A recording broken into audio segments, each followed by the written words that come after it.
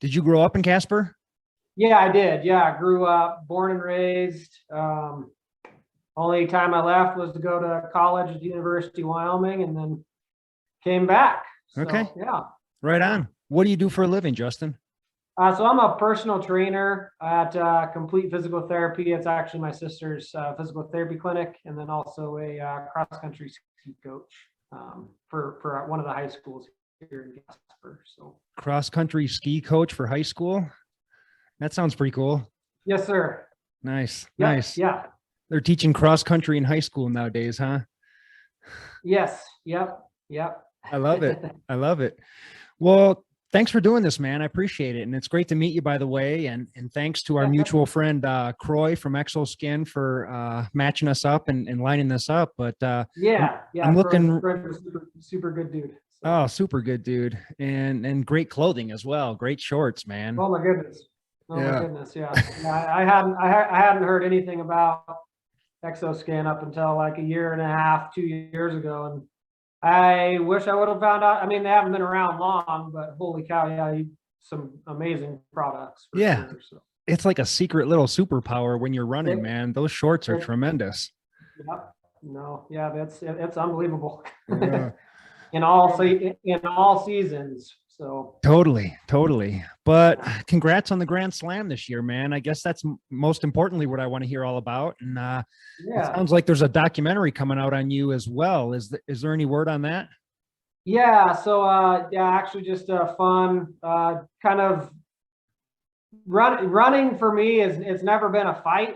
Like it's everything has just kind of flowed naturally, and this relationship connection that I made with Jeremy Miller, the guy who reached out to me to do the documentary about me. He reached out to me. He had done a event. I host an event every summer on our local mountain here called the Nightcrawler Endurance Challenge, and he came and did a kind of just a video documentary of himself running that event last summer, and kind of relationship kind of blossomed from there, connections blossomed from there. And he reached out to me, asking what my plans were for this past summer. And I told him, well, it was supposed to be back in 2020, but we know what happened there.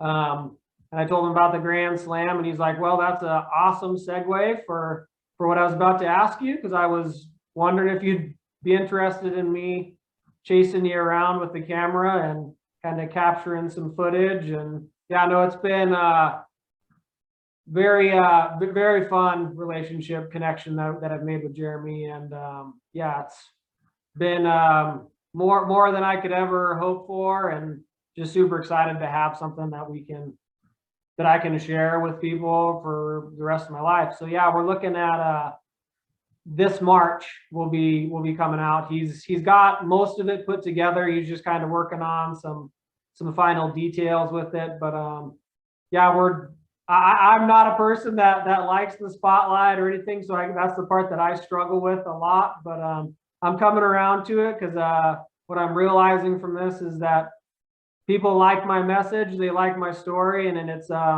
inspiring them to test their limits and get out and dare greatly, which is awesome. It's something I never could have imagined. Just something that for me seems so simple, to just go out and do a 100-mile race and put 4 of them together in summer. Not that that's simple, but I mean, for me, that's just kind of where I feel the most pure, where I feel the most at peace. And the fact that people are kind of finding that to be inspiring for themselves to, like I said, go out and challenge themselves, test their limits, is more than I could ever hope for. So yeah, Chasing 400 will be coming out this March. We're planning a big local premiere here in Casper at a couple of the movie theaters. And so yeah, I'll be looking at myself on a big screen, which will be interesting, different, but yeah, looking forward to it for sure.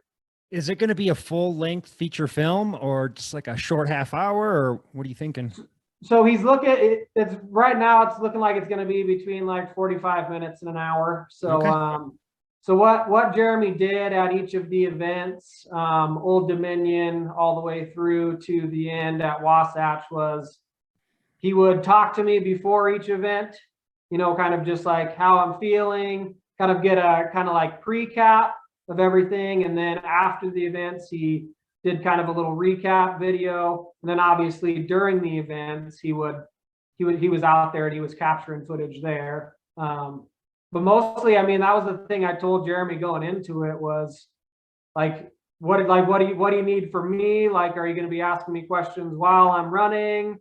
That time, he's like, no, I'm going to be there to capture the whole experience. And I'm like, that's perfect, because I'm in general pretty kind of quiet person, kind of in those moments, you know, especially when I'm in at my lowest moments, which Jeremy was able to capture some of those too. But kind of a more private person. I like to talk with a lot of people and stuff when I'm out on the trail, but it'll be interesting to see what it all looks like once it's all thrown together. Just the little clips and stuff that I've seen so far and that he's released out on social media has been it's pretty surreal. You know, I've always enjoyed watching documentaries of people doing cool stuff, doing hard stuff, and it'll just be interesting seeing me being the subject of that. But yeah, no, it's gonna be super exciting. But yeah, anywhere between 45 minutes and an hour is what it's looking like right now. Okay. So. Okay, cool. Well, I'm looking forward to it, man. Yeah. I'm curious, was he doing most of the film work himself, or did he have a small crew out there? So he did have a little bit of help, but at each of the events, it was pretty much just Jeremy. I mean, he got a little bit of help, obviously, driving around to the different aid stations and stuff from my family, my crew that was there. They got him from A to B, wherever he needed to be. And but yeah, no, he was the guy that he was getting the media passes and getting out on certain parts of the courses where just general spectators couldn't be. There were a couple times where he's a fit dude. I wasn't surprised, but at the same time, like, I wasn't expecting to see him in some of the places that he hiked into, ran into. But yeah, no, he like one in particular at Western States, he walked himself down into one of those super hot canyons about maybe 4 or 5 miles in, and was waiting there for me at one of those aid stations at the bottom of the canyon. And I was like I said, not surprised because he's a fit dude, but unexpected. So it was pretty cool to see that. And then yeah, he just had some little GoPro stuff. He had a little gimbal set up on his, super legit equipment that he had. But yeah, no, he's a professional in every sense of the word. And yeah, like I said, just the connection I've been able to make with him through running has been one of the biggest blessings of this whole project. Yeah, that's really cool. Aren't those the best kind of friendships that are just organic and that come out of something you're passionate about? Like, absolutely. You can have totally different backgrounds, but once you guys have sweat a little bit of blood together, you guys are going to have that close bond forever. You'll be able to pick up wherever you left off last time. Absolutely. Yeah, no, I mean, they always say misery loves company. And when you run into somebody and you're doing something that you both obviously have a passion for, it just makes that connection run that much deeper. And yeah, like I said, it's just organic, like the way you put it is perfect. There was nothing forced about the relationship whatsoever, the connection whatsoever. It's just, yeah, it's been, like I said, one of the biggest blessings of putting this whole project together is him being able, and I told him from day one too, like, this is not just about me. Like, I maybe could do this stuff on my own, but it just feels so much more fulfilling to have my crew, to have my family, to have the support system that I have there with me, either whether they're there crewing with me or back home, sending me text messages, phone calls, that type of stuff. And I always tell people, and I'm not just saying it, like, I always feel their presence when I'm out there on the trails, when things are getting low. But yeah, just to be able to, for somebody to be there to capture that whole experience for me and my crew was the big thing that I implored on Jeremy to capture. And like I said, from the little clips I've seen, he did a phenomenal job. So super excited to see it all put together. That's cool. Is it primarily your family that normally comes out and crews and paces for you? Yeah. So, I mean, it's kind of a broken record, but yeah, my family, my support system that I've had is, I mean, we're always there for each other. It's something that we've just always been there for each other from a very young age. We were brought up in the mountains. We were doing stuff outside all the time as a family. And I'm the youngest of four. And, you know, whether it's my two sisters or my older brother, whenever we've got some big idea or need some help on something, we never really have to ask. We just have to say, hey, we're doing this. And then the family's just, okay, what can we do to help? It's never, oh, geez, what are you guys doing now? It's just, I cannot stress enough the support system that I have, that I've been blessed to have, and how much it means to have them waiting for me at aid stations. I mean, just the different things that can motivate you to keep going kind of change for a lot of people, but that's always a constant source for me, is just that support system that I have. They're waiting for me out there. They're sleep deprived just like me. They're out there bouncing around from aid station to aid station at odd hours of the day. It's a marathon for them too. And so yeah, like I said earlier, I mean, Jeremy did an awesome job of capturing that whole thing, and I think that's one of those things I'm thinking about when I'm out on the trails is, oh, what is my family up to? What's my crew up to? So now I'll be able to actually kind of see, you know, what they're going through. I mean, I have an idea because, like I said, whenever I kind of followed my brother into ultra running. Okay. And that's kind of not just ultra running. So he's the older brother that's led me and my sisters basically through our whole path as athletes. I mean, through high school, he ran cross country in the fall, cross country skied in the winter, and then we played soccer or track in the spring. And we all just kind of followed suit, and it's all just kind of snowballed and avalanched into relationships that we have carried on through adulthood. And like I said, doesn't matter what the journey is, what the destination is, we talk about it, and then it's always just, what can we do to help? I mean, and that's the biggest blessing for sure. That's beautiful. To have that support. So yeah, and it really is a blessing. Tell me about your older brother. It sounds like you've kind of used him as an inspiration and mentor. Is he still around? Does he come to your races now? Is he still running? Oh yeah, definitely. Yeah. So he's, it was 2014 or 15. I can't remember which year was the first year that he did the Leadville 100. And, at that point, like I was kind of into triathlons pretty heavy. I was thinking about doing a full Ironman. I was doing sprints. I was doing Olympic distance triathlons.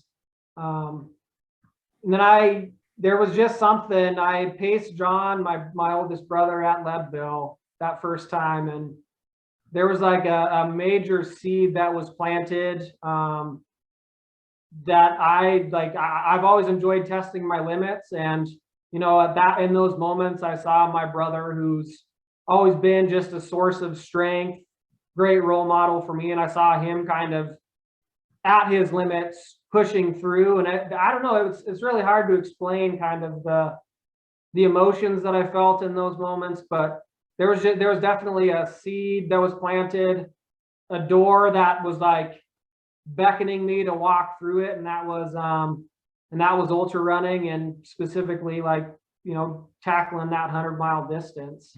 And like I said, it's kind of just snowballed, avalanche from there. And then, you know, I started doing my own 100-mile races. I did my first one in 2016 at Bighorn, which is kind of our local Wyoming 100-mile race that we have here.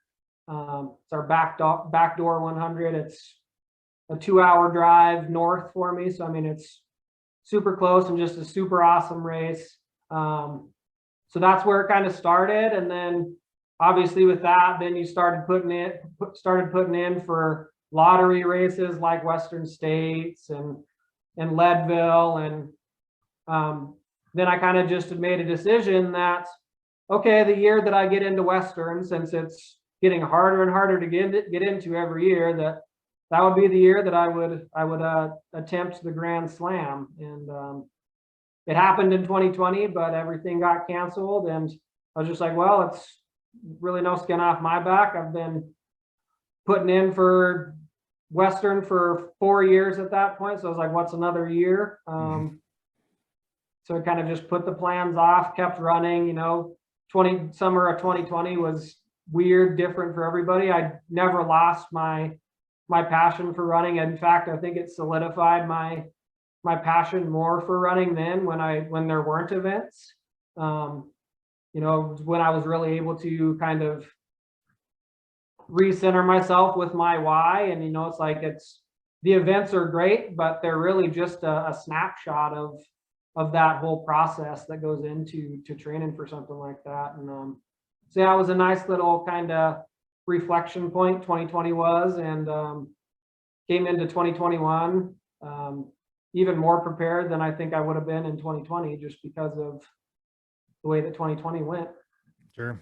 Yeah. Were you putting in a lot of time and miles while everyone was staying at home and worried about their safety? Yeah, definitely. That was one thing from like day one with the pandemic, was like, there was never anything about like, you shouldn't go outside. Sure. And I was like, well, I'm going to go outside. I'm going to go out and I'm going to go for adventures. I'm going to, there was a lot of stuff. Usually we have a local running group. It's called Casper Ultra Trail Running Society, that typically we have group runs throughout the spring, summer. Those kind of shut down, not entirely, but they shut down quite a bit in 2020. And I was like, well, I'm not going to stop running. There would still be some little group gatherings every once in a while where we go for adventures just locally around Casper. But yeah, no, the itch to get outside was never lost for me. And it was something that I knew that I needed, I craved, and it just kind of carried me through. I was signed up for races, and every time well, this one's canceled. I'm like, well, I'm just going to keep running because that's what I love to do. That's what we do. Yep. I love it. That's when I feel the most free, when I feel the most pure, when I feel like just the best version of myself. Is, you can be having the worst day, and just even a little 4-mile, 1-hour jog outside kind of just refocuses me, recenters me, gets me back. I can honestly say I have never had a bad run, and that's something that I think that's important. I've run in awful conditions, and I've done just about everything you can imagine on foot outside, but I can honestly say I've never had a bad run, and I think that's pretty cool. So I think that's pretty telling for me that I'm doing what I need to be doing. So. Yeah, 100%. What is your running community like in Casper? It sounds like there's a running group that is pretty regular, and you mentioned it sounds like you're a race director as well of the Nightcrawler, or correct me if I got that wrong. Yeah. So our running group, like I said, is Casper Ultra Trail Running Society. We've got a Facebook page. It's literally just a landing page for, in the last year and a half, there's been a lot of people that have moved into Casper. I think moving out of states like California, Colorado, moving into Casper because we've got a lot of space out here. We've got a lot of big, wide open stuff out here. And it's just a landing page for people to, hey, I'm a runner looking to join a running group. And like, that's literally what it is. You don't have to be an admin to post in the group. It's just, hey, new runner in town looking for local trails, you know, possible group runs. Typically we do, like I said, spring through kind of early fall until kind of first snow. We have Tuesday night trail runs. So every other Tuesday we usually get together, check out some of the urban trails around Casper and then up on the mountain, and then even sometimes out to Muddy Mountain, which is another mountain range that's pretty close, and then Coal Mountain west of town. So it's basically just a way to immerse people in into the trail scene that we have here. It's kind of, it's not super well known, and you kind of have to know the people that kind of know the area the best. And yeah, so I mean that's really what it is it's just kind of a local group of enthusiasts that like to get outside. And you know, it started like kind of any other grassroots thing starts. It was 2-3 dudes with a passion for running on trails, running on dirt, and that's kind of blossomed into, you know, on low Tuesday night trail runs, we would be getting 15-20 people there. So I mean, it's something that's definitely grown, and super exciting. We're always getting new people coming whenever we have those Tuesday night trail runs.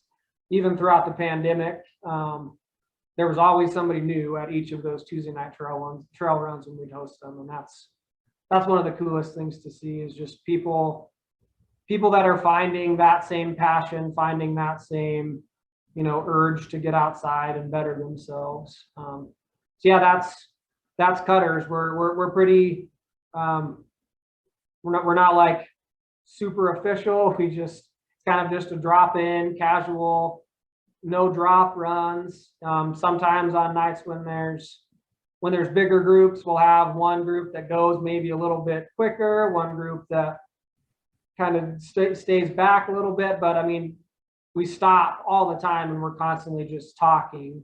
It's really more about the community than getting miles, getting hours. It's really just kind of about building that camaraderie, which is one of the things that really attracted me to trail running in the first place. Yeah. Especially coming from a triathlon, from the triathlon world into the trail running world is just like a complete 180. Not that there weren't people in the triathlon world that weren't receptive, but just seemed like it's just a lot more natural. It seemed a lot less forced with trail runners, that they wanted to help you. Everybody's out there with the same goals, you know, like whether it's at an event. Like I never have a feeling in a 100-mile trail run at any of them that I've done that there's anybody out there that is like trying to sabotage you from like getting to the finish line. I think everybody has that goal of, I started and I want to get to that finish line. And from what I've seen, what I've experienced, people will literally give you the shirt off their back, the batteries out of their headlamp to get you, to keep you going. And that's just something that was there a little bit in triathlon, but not near as prominent. Yeah. And one of the things that made that switch, you know, from racing triathlons to doing ultra trail running, just that much more natural and that much more easy to justify. Yeah, no, I can relate 100%. I come from a triathlon background as well, and I enjoyed it. Like, and I would still go back and do triathlons, but everyone's very focused on themselves, you know, and I've said it before on this podcast. And I mean, I did an Ironman in Wisconsin, and I don't think I talked to anybody all day, you know, and then I'd go do a 50K, and then I'd have 4 new best friends that I'm still best friends with to this day. And it's just crazy how, yeah, you're right. It's a complete 180. It's totally different. Tell me about your race, Justin, the Nightcrawler. I wanted to hear about that too. Yeah. So, we've always kind of, there's one other local trail race that we have here in Casper. It's called the Skunk Hollow Sneaker Chase. It's, one of my good friends who kind of helped get me into trail running, Mike Deesberg, hosts that on our local mountain.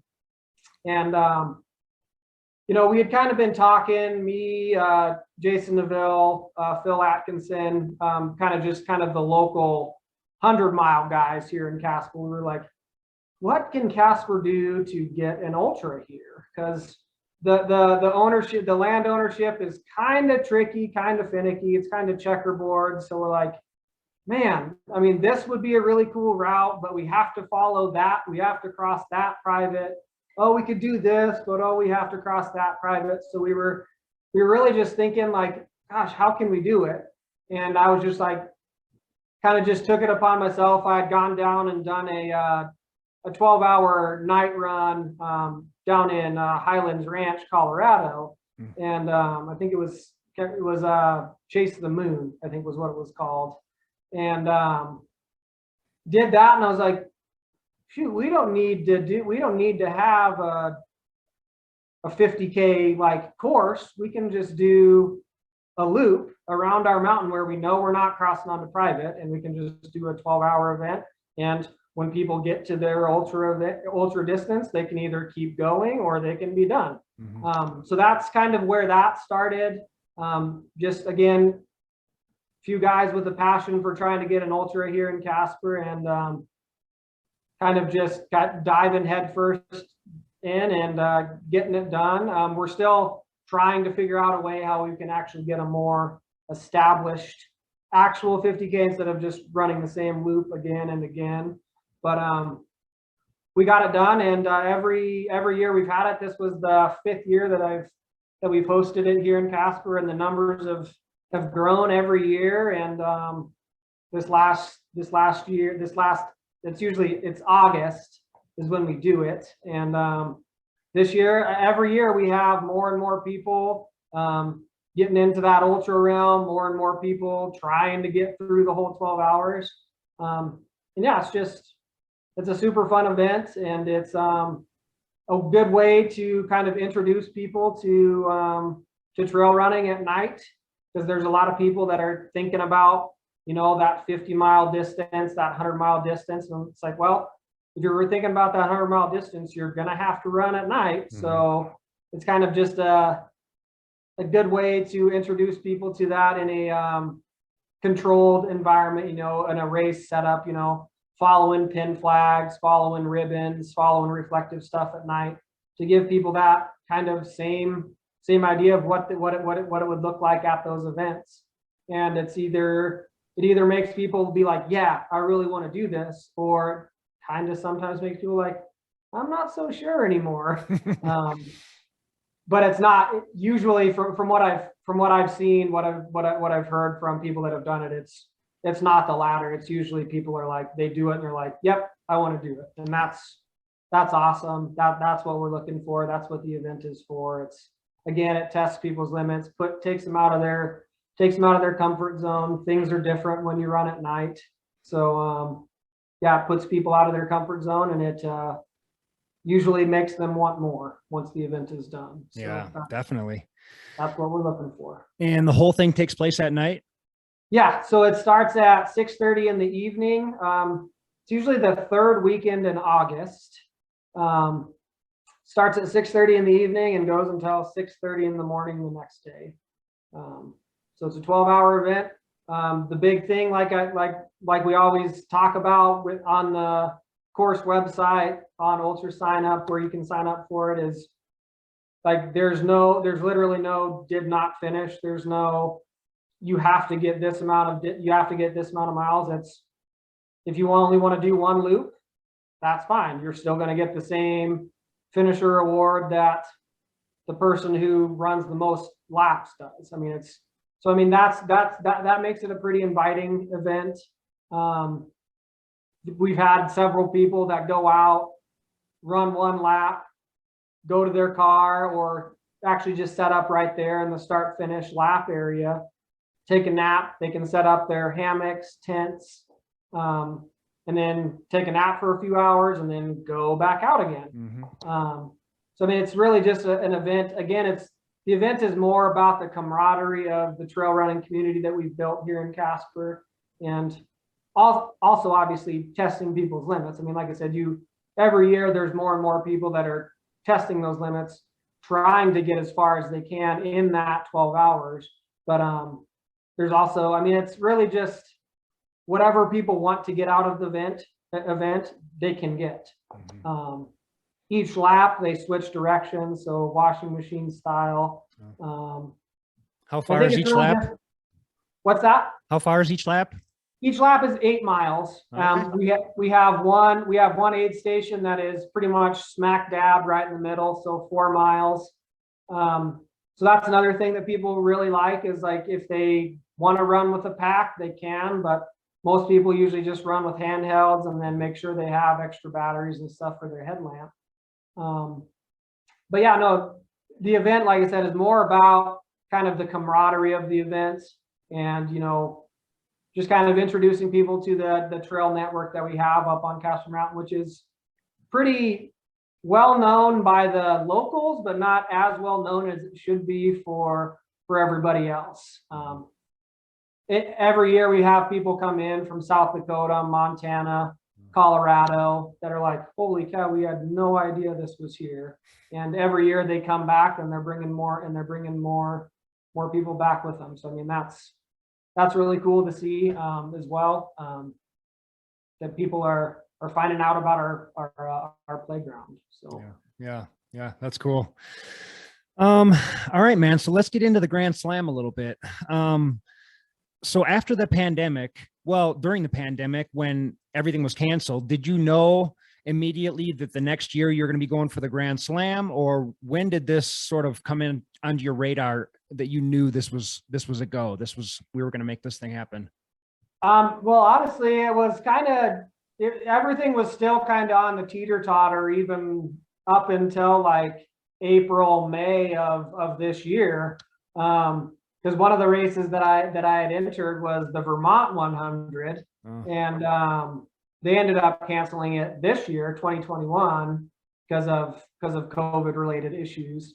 So at that point, I was like, oh geez, what are we gonna do? Because at that point, I was like, Old Dominion was still a go, Wasatch was still a go, and Western States was still a go. So I was like, okay, well, I don't want to just do 3. So I was like kind of scrambling. I had put in for Leadville through the lottery, hadn't gotten in. And I was like, oh, geez. Then Vermont pulled that, and I understand why they did. I mean, every place in the country is different, how they want to deal with the regulations and stuff. And but I was, at the same time, I was like, oh, geez, there's a little bit of a panic there when Vermont canceled, because I hadn't gotten into Leadville through the lottery. So then I knew that Leadville, from the couple years that John, my brother, had done it, that they had some charity slots. And I was like, well, let's check out that avenue. So yeah, I got on the Leadville website, was just calling charities. They were all, oh, no, sorry, we're full, but you'll be the first one we call if we don't get anything. So I was like, at that point, I was like, well, crap, I'm not going to do the Grand Slam this summer. I guess it's going to be 3.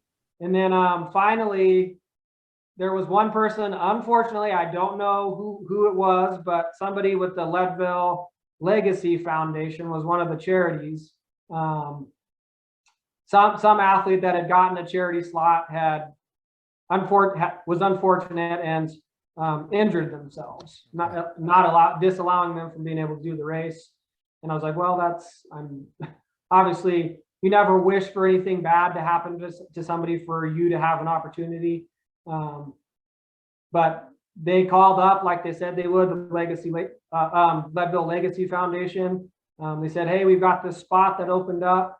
Do you want it? And I was like, well, I hate that I have to take it under these circumstances, because I never want anything bad to happen to somebody. But yes, I will take it. So I think that was just another thing in I'm a firm believer that if it's meant to be, it will be. And that was just a message for me from wherever.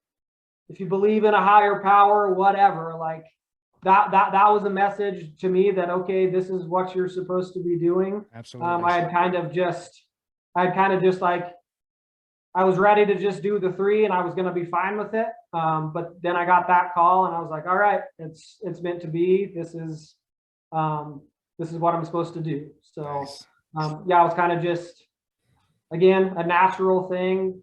Running's never fought me on anything. And I was fully prepared to just do the 3 and be fine and happy with it, more than happy with it. And then, was blessed with that opportunity. So, yeah, and then it all kind of just came together throughout the summer. So, and what month was that you got word that you're going to be able to run Leadville?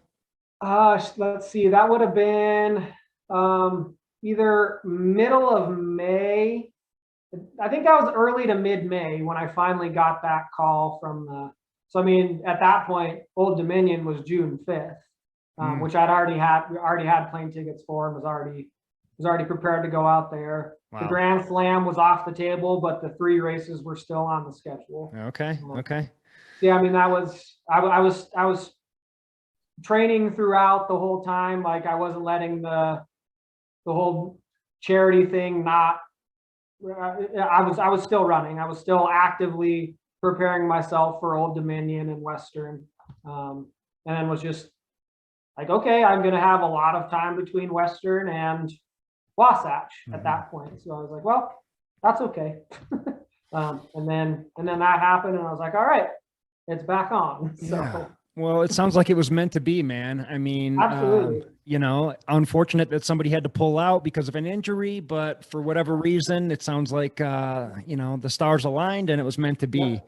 Yeah, absolutely. So you'd already been training for the 300-mile races, and you were pretty cool with that just being the goal for the year. If you can't get the 4 done, we'll get the 3 done and be happy with it. So when you got word that you're going to be able to do Leadville, it's not like you'd already been training. It's not like you could just jump into these things. I mean, 4 100s in one summer is a lot to chew off. I don't think I've ever done more than 2 in one summer, to be honest with you. Yeah. And was this the first time? So it was the first time you ran Western States for sure. Was it your first Leadville as well? Yeah, so it was my first time at Old Dominion, my first time at Western States. And it ended up being my first time at Leadville. I had done Wasatch in 2019. Okay. So I was familiar with Wasatch. I myself, like you, had done 2 in a summer. I'd done Bighorn and Wasatch in 2019. And that was the thing that made me like, okay, the Grand Slam, like how my body felt after those 2 in a summer. I was like, it's possible. And then, yeah, it was stars aligned, like you said, and ended up being 4. So. Yeah. So walking up to the starting line of Old Dominion, are you looking at this thing like, okay, here's my first 100-miler, or here's the first of 400 miles, or like how are you looking at the whole thing? You know, so I took it one race at a time for sure. And I know that's kind of cliche, but that's kind of just, I think that's kind of how you have to be. You almost have to. Yeah. I think that's how you have to be. And, you know, like in each race, I mean, then it's like in each event, it's, you know, aid station to aid station, you know, making yourself as familiar with those aid station distances and trying to know the terrain as much as you can. In those races that I hadn't been to, my crew hadn't been to. I mean, obviously there's a lot more unknowns for those.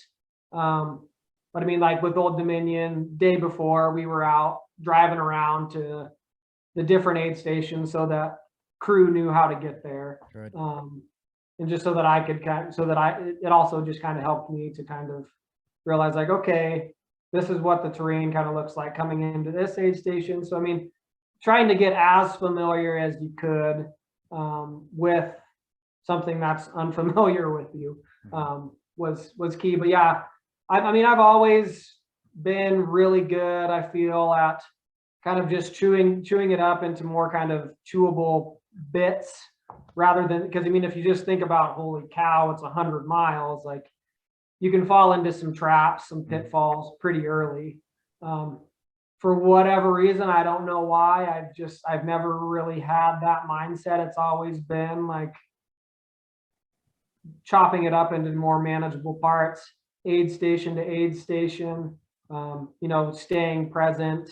I'm not somebody who listens to music. I kind of, that, which also kind of just blows a lot of people's minds. They're like, what kind of music do you listen to? I'm like, well, I don't really listen to anything. They're like, seriously? I'm like, you know, there's just, for me, there's enough going on around me, within me, to keep my mind occupied as far as the, you know, the task at hand. And so yeah, I mean, chewable parts, aid station to aid station, and then yeah, everything, just having everything new at Old Dominion, at Western, at Leadville, like not doing the events myself. I mean, obviously it helped my brother at Leadville a couple times, but it's always, I think the races that are kind of new to you,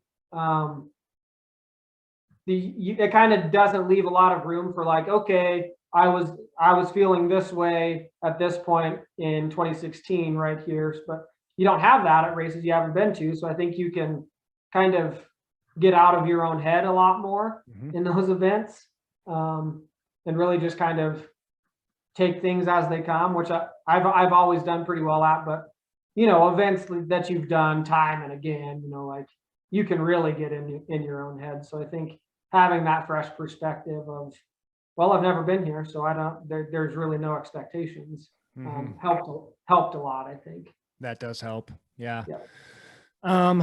So with this whole Grand Slam series, you got third place this year, which is pretty astounding. Were you trying to be competitive? Were you looking at the overall time from the beginning of this, or like, how did it start out?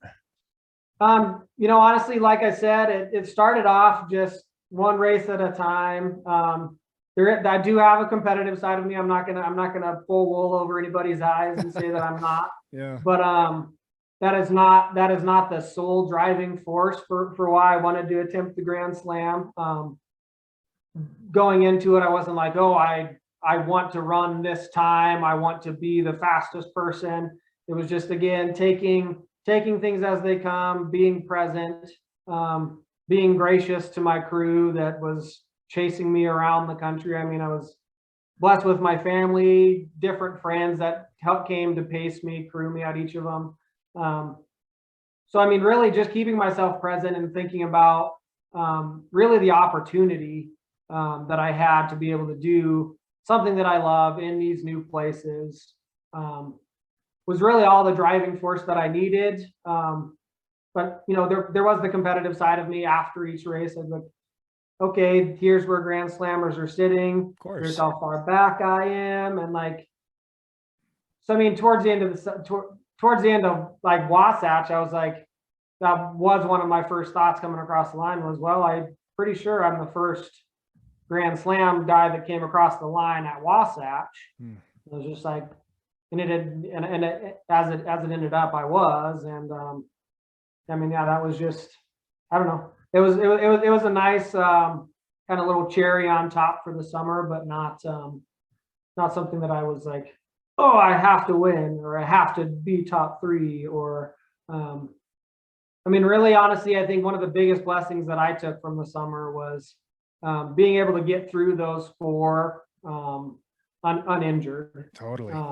Uninjured, came out of it with, I mean, no nagging anything really. I mean, just beyond the residual fatigue that was built up over the summer, which is to be expected. But just coming out of it uninjured, unscathed, was huge. And I think that's one of the reasons why, you know, like the last 2, Leadville and Wasatch, like that's where I kind of started to make up a little bit of time on the other people that were attempting the slam. And that's something that, you know, I was just super diligent about in between the races, giving my body the rest that it needed, but still also continuing to work on specific like strengthening, run strength stuff. I was really, really good this summer about making sure that even when I was resting, you know, like not running, not putting in as many miles as I typically would, that I was still active in keeping myself present, be it through I got lots of massages. I was doing some like soak tank stuff. I was doing lots of stretching, yoga, and strength stuff throughout the summer. And I think that's one of the things that I can attribute to coming out of the summer uninjured. Yeah. I went into Old Dominion on a little bit of an injury. It was just a dumb little incident like they usually are. It was like 2.5 weeks out from Old Dominion. I turned my right ankle, and I was like, geez. And that was something that I felt like within the first 3 miles at Old Dominion. I'm like, well, okay, here we go. It was just kind of one of those things. I think everybody finds different sources of motivation, different sources of what keeps them moving. But for me, like, you realize a point like, okay, yes, this hurts, this is painful, but there's something in me and other people that, just triggers, like, yes, it hurts, it's painful, but it's not getting worse. Mm-hmm. So you just kind of realize, like, okay, I guess I have to live in this headspace for the next, however, at that point it was like 97 miles. I'm like, well, okay, this is not super comfortable, but it's not getting worse. I was being careful, it was just a stupid yard incident that I had that turned my ankle, and that's usually how it is. It's usually it's usually not doing something cool. It's usually something where you're not planning on injuring yourself, and that's what it was. And that was the only injury that I had, was coming into it, and then throughout the summer, the ankle healed itself, and which was cool considering I'd put a lot of miles on it and was able to do that throughout the summer. But yeah, that was really the only hiccup I had going through the summer, was that. So how did you strategize this whole thing? Like, normally if you're just doing 100-mile race or even 200-mile races in a summer, you're building up, and then you taper, and then you run your race, and then there's a extended, rest period where you're recovering a little bit, and then you slowly start ramping up your training again. But you didn't have time for that. I'm guessing in between races, you were doing probably more resting and recovering than running, maybe some walking. What did it look like for you? Yeah, absolutely. So yeah, in between Old Dominion, which was June 5th, and then Western States, which was June 26th. So, 3 weeks. There was a whole lot of nothing going on in those 3 weeks. There was a whole lot of sleeping, a whole lot of eating food, a whole lot of liquids, occasional little walks with my dog and stuff. There were a couple times that I went up just on our local mountain is right in town. So, it's 15 minutes to a trailhead, which is awesome. I would go out. I think I might have only run twice in between Old Dominion and Western, and it wasn't anything crazy, like 4 to 6 miles. Okay. But I did go on a few hikes. It's called the Bridle Trail. It's just a place where you can get elevation pretty quickly on a little 4-mile loop. I did a hike with my weighted vest a couple times. That's kind of what I did between Old Dominion and Western. After Western, I was pretty haggard. I was pretty broke. I was pretty like, holy cow, I don't know if this is going to happen. It was like the first time in that kind of running space of my head where I was like, honestly questioning, like, man, I don't know if this is going to happen, because I was haggard. Old Dominion was hot and humid. Western ended up being a banner year, record heat for Western, which it's known to be a hot race, but this year it really just cranked that thermometer up even a little bit more.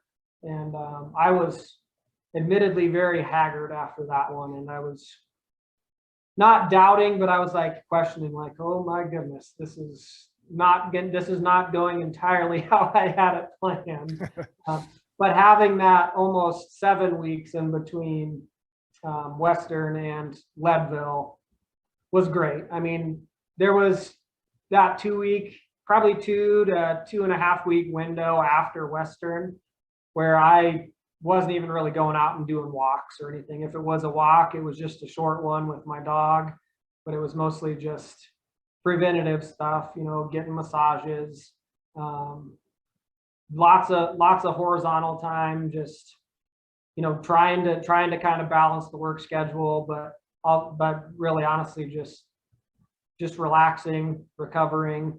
I mean, and then it was about a month after Western when things were really kind of starting to feel normal again, or normal-ish, where I was like, okay, I could go out for a couple hours here and there. And then at that point we were 3 weeks from Leadville. So yeah, I did, you know, little couple 2-hour runs every now and then.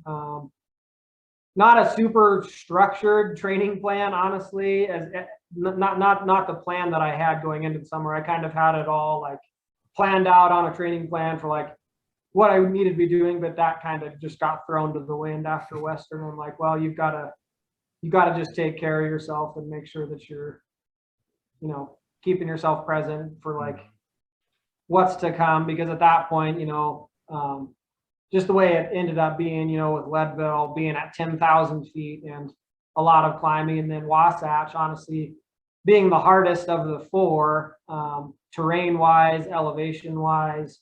It allowed me to kind of re-trigger, not thinking as much about speed, but more about kind of just like the power hiking, that type of stuff. Was able to crank that back, because for the first two I didn't use trekking poles. You can't use trekking poles at you can use them at Old Dominion, but I didn't, just because I knew that you couldn't use them at Western. So I was just kind of blocking the summer and like, okay, trekking pole season and not trekking pole season was kind of how I structured things. And that's really the only thing with my training plan that stayed constant. Like I said, before the summer, I kind of had my roadmap for how I thought the summer would go. And it's funny looking back on that, like, you were really naive thinking you would be able to thinking you'd be able to do that in between those races. But that stayed consistent. It was non-trekking pole season and then trekking pole season for Leadville and Wasatch. Got it. Was kind of how things were structured. I've been lucky enough to run Western States and Leadville a couple times. Which race did you consider the most challenging? Oh man, so gosh, they all definitely had their moments. The part that surprised me the most about Old Dominion was the amount of pavement. I wasn't fully prepared for that. Luckily I had at least packed road shoes, so that was good to have the little extra cushion in the road shoes that I kind of just last second. It was honestly just a last second thing. I was packing up. I'm like, I don't think I'm going to need those, but there was just something in my head that was like, put those in your bag. So that part was challenging. I mean, obviously when you're running on pavement, hard packed surfaces, it's more impactful for your joints. So that was the big surprise with Old Dominion. I think terrain wise, Wasatch definitely is the hardest. Leadville, the hardest part with Leadville is your 10,000 feet for the entire. I mean, I guess there's that little like 5 to 6 mile stretch where you're at like 9,200 feet or something. But I mean, the hard part of Leadville is you're at 10,000 feet and going up to 12.6 when you're going Hope Pass and then coming right back over Hope Pass again. The benefit that I had with Leadville was pacing. I'd paced my brother John there a couple times, and it was for the Hope Pass section. Okay. Coming back. So I mean, I knew about that, and honestly, I kind of tend to trend more towards those type of races. Those kind of high alpine mountain races are really the ones that I prefer. So I mean, from a challenge aspect, Wasatch, definitely, I think hardest. And I'm not just saying that just because it was the 4th. But obviously this summer that made things a little bit more difficult. But I mean, like doing Wasatch on fresher legs in 2019. It's just Wasatch it's got a lot of teeth. Beautiful race, but so yeah, most challenging definitely Wasatch. Challenging part again with Leadville is just that there are a lot of runnable sections, Right. which I think that's why you see the kind of the bigger dropout rate at Leadville is just combination of it's at 10,000 feet and there are those really runnable sections where people kind of can blow their wad a little too early. And then it's like, oh crap, I still have 60 miles left or 40 miles left. And kind of just snowballs into a avalanche of, I can't do this anymore. I cooked my bacon already. Yeah. But yeah, Wasatch, most challenging. This Western was ungodly hot. I mean, there were times and like just with my pace, a lot of times, when you're running through canyons, sometimes one side of the canyon will be a little bit shadier, a little bit cooler. Like the genius that I am with my pace, like there were a couple of those canyons where the sun was just directly overhead, like both sides of the canyon were just an absolute furnace, and was just feeling absolutely baked, cooked, and was just like, holy cow, it is hot out here. But again, it's just one of those situations where had to remind yourself you're not on an island. There are 300 other people out here in the same situation that you are. So stop throwing a pity party for yourself and just keep moving forward. So man, yeah, like I said, each one definitely had their elements of challenge, but just from a terrain perspective and most difficult course perspective, I would say it's definitely Wasatch. Yeah. But you mentioned that you were the first Grand Slammer to come across the finish line at Wasatch. So do you feel like you were getting stronger as the summer progressed? Do you feel like you were getting a little faster? Was it a confidence thing? I don't think faster, stronger. Yes. Okay. Okay. And I know that those kind of come hand in hand, but like really funny you ask that, because I mean, so my sister Jen, she was the one that drew the short straw and had to pace me for the last I don't say had to pace me. She wanted to pace me for the last like 9.5 miles at Wasatch. And she had just picked me up. She was super exuberant and super just like bouncing off the walls, excited, which was awesome. But she was just like, all right, Justin, just let me know if there's anything I can do to like get you moving a little quicker or whatnot. And I just looked at her. I was like, Jen, I really appreciate it, but I am telling you right now, like, this is all I've got right now. This is is it. Like, what you see is what you're getting. Because like, if I had anything left in me, you would see it, and you wouldn't need to be prodding me along. But yeah, I mean, I would say, I mean, I felt strong when I crossed the finish line. Like I wasn't like ready to go do another 100-mile race in a couple weeks, but I was just like, I was very satisfied with how everything ended up coming together. And just to be the first person with the Grand Slam this year that crossed the finish line, that was again kind of just the cherry on top. Not what drove me. It was literally just, 1 foot forward. When you're stopped, you're not getting yourself to the finish line, so might as well just keep moving. Just kind of just one of those mantras that a lot of runners find. Like if you can't run, walk. If you can't walk, crawl. Just don't stop. That's something that's constantly going through my head. Like even in those moments when things are rough, things are low, like, well, if you want to sit on that log, that's fine, but you're not getting yourself any closer to the finish line by sitting. So yeah, I mean, I did feel really happy, felt really good about how I felt, strength wise coming through.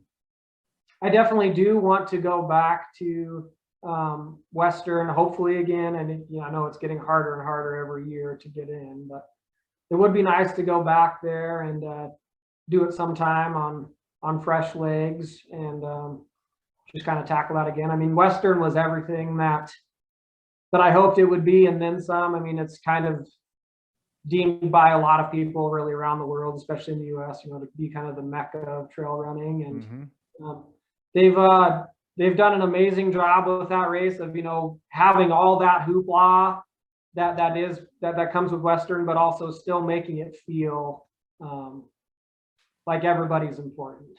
Yeah. They've done a really good job with that race, and it's something that definitely wasn't lost on me, and something that I hope I'm fortunate enough to get into again someday. But yeah, I mean, yeah, just to answer your question, I mean, yeah, I felt strong. I felt stronger than I thought I would after finishing, and I didn't get to the end of that and be like, well, I'm done with running. I'm not doing this anymore. I got done and was like, well, I'm going to rest, but what's next? Yeah. Yeah. I'm trying to remember like the history of the Grand Slam. Do you remember like when it started? I think there was like 10 people that finished this year. You might know. A little bit more. So it actually started, the first official year for the Grand Slam actually, coincidentally, was 1986, which ended up being the year I was born. So yeah, 35 years ago was when the first Grand Slam happened in 1986. I remember, I think there's like 250 some people that have finished the Grand Slam in that 35 years. I want to say there were 18 of us that started, or our hats were in the whatever for doing the Grand Slam this year, and yeah, there were 10 that finished. Okay. So yeah, and that seems to be a pretty typical kind of finisher rate for the Grand Slams. It's usually high 50s, sometimes even low 50s for the amount of people that put in and actually complete the Grand Slam. Yeah. You definitely don't get I don't want to say fakers attempting the Grand Slam, because I mean obviously to get into races like Leadville, Wasatch, and Western, like you have to have qualifying races to get into them. Mm-hmm. So I mean, you've got people out there that are pretty experienced trail runners, and just the course of 100 miles and then putting 4 of them together in a summer, there's obviously a lot of opportunities for things to go awry. And I don't know, just for whatever reason, there was a perfect storm of events and occurrences that allowed me to get to that finish line at Wasatch, and that was definitely one of the coolest feelings I've had. So that's cool.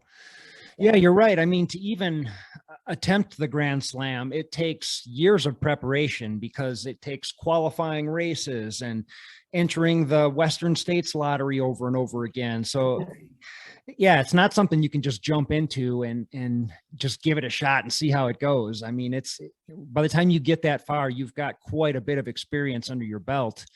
And 30 or 35 years ago, when the Grand Slam just became a thing, it's like, that was probably like the pinnacle.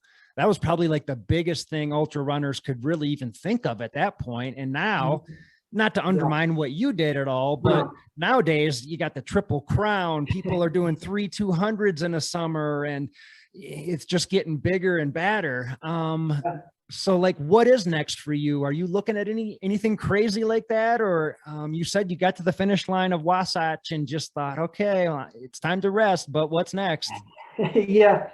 So I've had a lot of people ask me that, what's next? And it's my running friends and stuff, they get it. They're like, yeah, we know you're going to do something else, but what is it? Then you get kind of just the other friends who aren't runners that are just like, what is wrong with you? Right. But and those are the same ones that ask like, man, I don't even that make comments like, man, I don't even like driving my car that far. I mean, just the usual stuff like Of that. course. But yeah. So one thing that's kind of been an itch for me the last few years has been looking at the last person standing events that are popping up all over the country. So that's kind of something that's piqued my interest. The only thing that I'm officially signed up for right now is I'm coming back to Bighorn, doing the Bighorn 100. I was there this summer. It was just it was the weekend before Western, so I mean, obviously wasn't gonna do it this year, but I was there. I love it. It's our local race. Signed up for it this year. I just really missed doing it this last summer. It's just become a part of me, become a piece of me that I need to get back to. So I'm signed up for the Bighorn 100 in June. The other one that I'm looking at right now is there's a last person standing event in Texas, in Columbus, Texas in April 9th that I haven't signed up for it yet. I need to, because that's what I'm planning for. It's on April 9th. I think it's called the Game Backyard Ultra.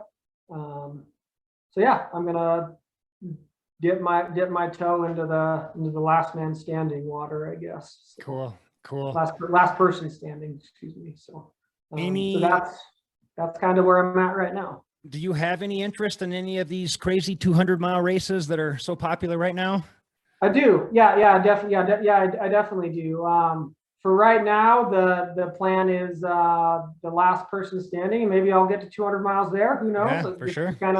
Just kind of for whatever reason, that's something that's where my brain, my heart is kind of pulling me right now. So that's kind of been my practice, that's what I do. I kind of just let my mind, let my heart pull me where it wants, and then I kind of just follow, and it hasn't let me down yet. So right now that's last person standing events, and there's not really a doubt in my mind that it will be a 200-mile race someday, maybe even the Triple Crown, who knows, or the attempt at the Triple Crown. But right now it's the last person standing, and Bighorn. So getting back to Bighorn. So that's what's on my heart. That's what's on my mind right now. So that's what I'm following. Awesome. Perfect. That's a perfect answer. Yeah. And then the documentary you said is coming out in March. Yeah, March. Yeah. So we haven't pinned down a date exactly yet, but yeah, we're looking like middle to kind of late March is what we're looking at right now. Jeremy's I mean, is obviously we all have regular day jobs as well, and then so I have no idea how he has like over 25 hours of footage from the four events this summer. So like, I do not envy him making that into a 45-minute. Yeah, it's got to be a lot of work, because he's got so much good footage, and I do not envy that. But there's no doubt in my mind that what he's going to put out is top notch. And but yeah, middle to late March, we'll do a premiere here in Casper, and then he's planning to release it onto social media after that premiere. So okay, cool. Well, looking forward to it, man. Yeah. What else can we point people towards? Do you have a website, social media, anything else? Where can people find you? Yeah, so I mean, I'm on Facebook, just my name, and then I'm on Instagram as well, J_Kinner86. I've gotten a lot of people that have followed me kind of throughout this process. I've had people even from high school days, like that I have, you kind of forget about, and then like they've reached out to me throughout this summer. We're like, hey, this is really cool what you're doing, and like, holy cow, I had no idea. Like, kind of forget that people exist, and then they're reaching out telling you that you're inspiring them, and it's just that's been something that, again, was something I never could have expected, never could have dreamed of, but it's a pretty cool feeling. And so yeah, on Facebook, on Instagram. Check out our Cutters page on Facebook as well, Casper Ultra Trail Running Society. We're not super active in the winter, but we do some stuff like snowshoeing, that type of stuff. But definitely once spring, summer, early fall roll around, we're a lot more active getting group runs together, not just around Casper, but kind of just all over the state. So yeah, definitely check us out there. Come do the Nightcrawler in August. I haven't put it on Ultra Sign Up yet, but yeah, this will be our 6th year for the Nightcrawler, the 12-hour endurance challenge. So yeah, those are the best ways to find me. But the best way to find me is outside. Like I'll be outside. If you're in Casper, find yourself on the mountain, looking for stuff to do, find me on Messenger, Facebook. Ask me where to go, and I'll probably meet you and show you. So cool. That's one of the easiest ways to find me. So. Well, I'll probably be reaching out at some point because you don't live all that far away from me. I'm in Boulder, Colorado, and same thing. If you ever come to Colorado, look me up, and I can at least point you in the right direction of trails, or come out and join you or something. But absolutely. I'm curious. One last question I want to sneak in. Like, what was your peak like training mileage earlier in the year before the Grand Slam? I'm just trying to picture, I'm trying to paint a picture for like maybe somebody who hasn't run 100 miles yet, you know, and they're looking at this as just a huge, like almost unimaginable project. But like, were you running 100-mile weeks? Were you running? What did it look like for you at the beginning of the year? Yeah, so that's a really good question. I think everybody is different, and it varies based on, you know, their schedule, their work schedule, kind of just their life schedule. But I've kind of found for me, and it was the same this year, like my peak mileage weeks were were high 70s, low 80-mile weeks. Again, it's just something that that's the kind of a mileage week that I've found, you know, like I'm able to sustain myself, you know, keep myself present running in my work schedule. So I mean, it's really just kind of a constant puzzle piece or puzzle that you're putting together of like, well, I can't, like I probably could go out and run a 100-mile week, but then I'm going to be completely gassed for the rest of my life. And like I want to make sure that, you know, like the people in my life aren't getting the rest of me, that they're getting the best of me. So I like that. So I think just being able to, again, like I said, keep yourself present, you know, like find a mileage that works for you, that you can sustain for, you know, a few weeks. So usually I'll be mid to high 70s, maybe sometimes low 80s for like 3 weeks before I kind of do a little drop back, and then kind of just build that way. And obviously I'm not starting from there. Like when I'm starting into a training cycle, it's always a kind of a 3-week kind of plateau where, you know, like I start kind of around 40 miles a week. My long runs are always on the weekends, just because that's when I have time. So Saturday, Sundays are my back-to-back long runs. Again, something that I've just found my body responds to well. It's a good stimulus to kind of mimic how your legs feel how your body feels when it's fatigued. So yeah, on those 70, 80-mile weeks, you know, it's those Saturday, Sunday runs are like, sometimes it's a 35-mile run on a Saturday, and then going out and doing 20, 25 on Sunday. Again, something that I have found just works really good for me. Kind of checks all the boxes for me from a physical standpoint, mental standpoint, and also for the people around me, making sure that they are getting the best of me, not the rest of me. That's a thing that I found makes the whole puzzle come together the best, is, you know, when I'm keeping myself present and keeping the people around me close to me, and, you know, active in my life, is what I've found is the best recipe for me. I mean, obviously it's different for everybody. That's what I've found works for me though. Yeah. Well, it sounds like you have a good handle on the balance of ultra running. Some new people get into the sport and they're so excited about it and they sign up for too many races and they're running too many miles and they get injured or they burn themselves out. And sure, that can be kind of fun, but like you said, it doesn't give you the best version of you isn't coming out to your family if you're running 100 mile. I think I've run like 100-mile week in my life, and it feels like that's all you're doing, morning and night. You're doing 2 a days, or at least I was, and I was so exhausted all the time. And but yeah, it sounds like you have a good balance with that and the rest of your life and your work life, and I think that's key to longevity in the sport. So absolutely. sounds like you're doing the right thing, man. And I'm curious, like during the week when you're working, are you mainly just doing like one run a day, or are you incorporating strength training and stretching, or is it 2 a days, or how do you do that during the week?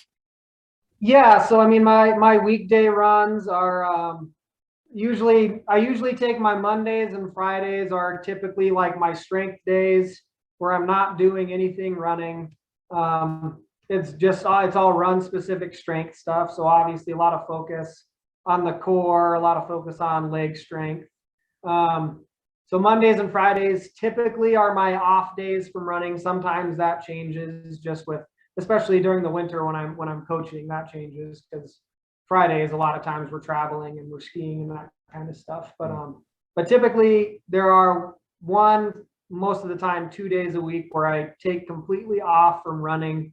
And I think that's more than anything that kind of just keeps me wanting more, which I think is always a good balance to strike especially when you're starting into something running. So that's one of the things that I recommend to people that are kind of thinking about ultra running, trail running, is like always striking that balance of wanting more, not getting done with a week and being like, holy crap, I don't want to do that again. Right. Always leaving yourself wanting more, I think is a great recipe for longevity. Not finishing every week feeling like a rag doll, feeling like, oh my gosh, I have to do this again next week. That's not a fun balance to strike. I've been there. It was earlier on, kind of similar to like you were saying earlier. It's just, but yeah, that's one of the things that I found is to find yourself wanting more, like all the time. Doesn't matter if that's your weekday runs, your weekend runs. Leave yourself wanting more, especially at the end of a week. Like end of your long run on a Sunday, for me, like a great place for me to be, and I'm there a lot, is like I'll finish a 15-20 mile run on a Sunday and I'm like, I could keep going, but I'm gonna stop because I want more. And I think that's again, for me, that's what I've found is a super important piece of that puzzle for me, is just find yourself wanting more, and making sure you're striking a good balance in all the other aspects of your life, because they matter. That helps the puzzle go together. Making sure that your family life, your finances, everything is put together, so that when you're out there running, it is just about the run. Yeah. Yeah, 100%. I do a little bit of coaching, and that's what I try and coach my athletes to do, is take care of all your problems before race day. Whether it's catching up on a conversation with a friend or a family member, or getting your bills paid, or cutting your toenails, have everything done before the race, so that when you get to the race, that's all you have to do. And just kind of puts you in a different mind space. But it sounds like you're on top of all that. So absolutely. That's important. There's a lot of stuff that you can think about in the course of a 100-mile race, and the more of that stuff that you have done and is out of sight, out of mind, there's going to be performance benefits, but more than anything, I think there's going to be less chance of you injuring yourself, less chance of like emotional kind of breakdowns, like making sure that all the little things that might not seem super important, like you said, clipping your toenails, making sure, you know, like checking the boxes on all that little stuff, it matters. It makes a difference. Yeah. When you get to those events. Yeah. I mean, if you're 60 miles into a 100-mile run and you have this loop in your head going on around, you know, I didn't resolve this issue, or I had a bad conversation with my partner or something, you're going to want to quit. It's not going to go well for you. So yeah, it's better just to seal all those things up before the race even starts. Absolutely. Yeah.